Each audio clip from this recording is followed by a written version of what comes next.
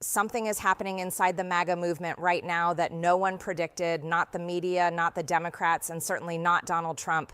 The people who built him, promoted him, defended him through everything are turning on him. And the reason is a single decision that shattered the one promise that held the entire movement together: no more endless foreign conflicts. I watched it happen in real time. And what I am about to tell you is the story of how the most powerful political movement in modern American history started eating itself alive. Let me take you back to Saturday morning, February 28th. Americans woke up to breaking news that the United States and Israel had launched a massive military operation against Iran. They called it Operation Epic Fury. Within hours, Tehran was burning. Iran's supreme leader, Ayatollah Ali Khamenei, was confirmed gone. Senior military and political officials eliminated in coordinated strikes. It sounded like a decisive military victory. And for the first few hours, the president's supporters cheered.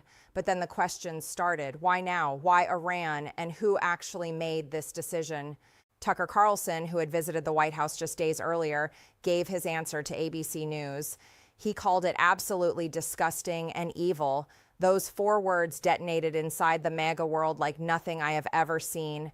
This is not some liberal commentator. This is Tucker Carlson, the man who commands one of the largest audiences in conservative media, the man who sat across from Trump in the Oval Office last week.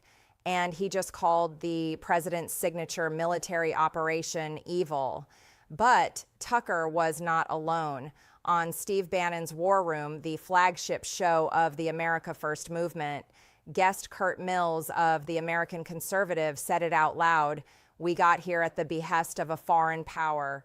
This looks like an open betrayal of the base." Bannon, who once ran Trump's campaign, let it air without pushback. Think about that. The man who helped create MAGA is now platforming people calling Trump a traitor to his own voters. Megyn Kelly said she had serious doubts about the strategy and said publicly that the service members who have been lost did not pass away for the United States. They passed away for Israel. Trump responded by attacking her on the record, saying she should study her history book. He dismissed Tucker's opinion entirely, saying it did not matter to him. The peace president was now at open conflict with his own media allies. Then came the confession that blew the whole thing wide open. On Monday, Secretary of State Marco Rubio stood in front of reporters at the Capitol and said something that no one in the administration was supposed to admit. He said, "We knew that there was going to be an Israeli action. We knew that would precipitate an attack against American forces. And we knew that if we did not go after them first, we would suffer higher casualties." Let me translate what Rubio just said. The United States did not launch this operation because Iran was attacking us. The United States launched this operation because Israel was going to attack Iran, and the administration decided to join rather than stop it. Senator Mark Warner, the top Democrat on the Intelligence Committee, walked out of the classified briefing and said there was no imminent threat to the United States. There was a threat to Israel. Congressman Joaquin Castro said Israel put U.S. forces in harm's way by insisting on this attack. But here is what makes it even worse. The New York Times reported that Tucker Carlson actually went to the White House and tried to talk Trump out of the strikes. And Trump told him he had no choice because Israel was going to attack anyway. Netanyahu himself confirmed this on Fox News when he said, "This coalition allows us to do what I have yearned to do for 40 years. 40 years. This was not America's emergency. This was Netanyahu's lifelong ambition, and he got an American president to fund it with American tax dollars and American lives." I say this as someone who fought for this man. I stood in front of thousands of people and told them he was different. I told them he would end the endless conflicts, not start new ones.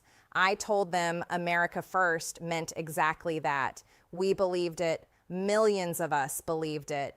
And now 6 American service members have come home in flag-draped coffins from a military operation that our own Secretary of State admitted was triggered by Israeli plans, not an American emergency.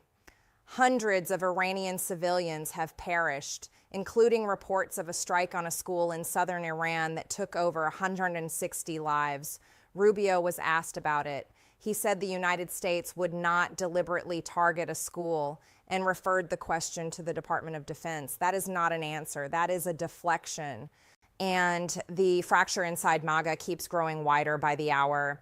Matt Walsh posted, "So far we have heard that although we eliminated the whole Iranian regime, this was not a regime change operation. And although we obliterated their nuclear program, we had to do this because of their nuclear program. And although Iran was not planning any attacks on the U.S., they also might have been." He exposed in 3 sentences what the administration could not explain in 3 days.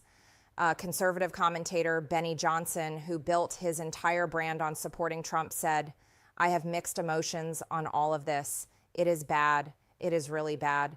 I was promised that this would not turn into a larger regional conflict."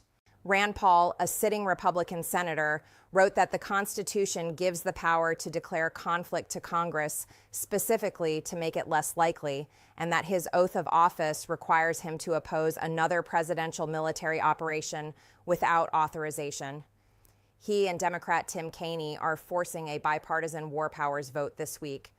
Republican Thomas Massie, who co-sponsored the resolution, said this is not America first. And then there is Mark Levin, who represents the other side of this civil conflict. Levin called Tucker, Meghan, and Bannon traitors. He called the operation spectacular and humane. He compared critics to enemy sympathizers. The MAGA movement is now literally calling each other traitors on national television. Do you see what is happening? This is not a policy disagreement. This is an identity crisis. MAGA was built on a promise: no more sending American sons and daughters into foreign conflicts for foreign interests. That was the core. That was the soul.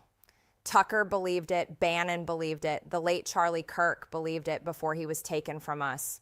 Kirk warned months ago that regime change in Iran was insane and would result in a bloody civil conflict. He was right about everything, and he is not here to say it.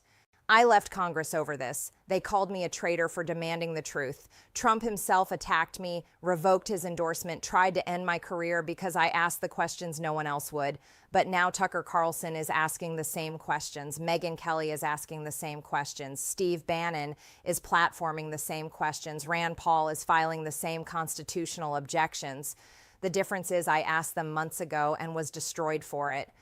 They are asking them now because 6 Americans are gone, and the Secretary of State just admitted on camera that Israel made the call. Congress is voting on war powers this week. The bipartisan Kaine-Massey resolution would require the president to get congressional approval before any further military operations. Most Republicans will vote to protect Trump. But the cracks are showing. Every day this operation continues. Every service member who does not come home, every civilian school that gets hit, the cracks get wider. The MAGA base did not sign up for this. They signed up for America first, not Israel first. They signed up for no more endless conflicts, not Operation Epic Fury. They signed up for a peace president, not a president who told Tucker Carlson he had no choice but to follow Netanyahu's timeline. The movement that put Trump in power is fracturing over the one promise he cannot explain away. And the people who are doing the fracturing are not Democrats. They are not liberals. They are the people who built MAGA from the ground up. When your own army turns on you, that is not opposition. That is a reckoning. The question now is not whether Trump can win this military campaign. The question is whether MAGA can survive it. Because a movement built on no more foreign conflicts just started, the biggest one in a generation. And the people who believed that promised the most are the ones speaking up the loudest. Share this video right now. Send it to every American who was promised no more endless foreign operations. Subscribe and hit that notification bell, because what is coming next will make this look like the beginning, and the people in power will do anything to keep you from hearing it. The truth does not care about algorithms. It just needs you.